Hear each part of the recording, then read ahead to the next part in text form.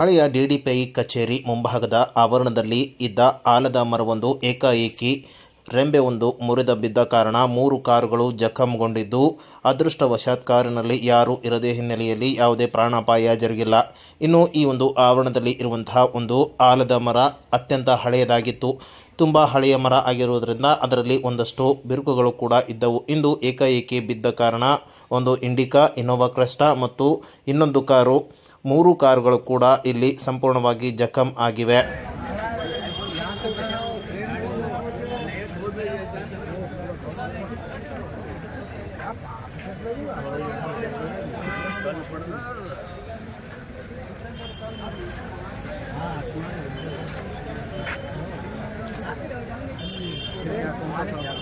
गाड़ी से पकड़ दिए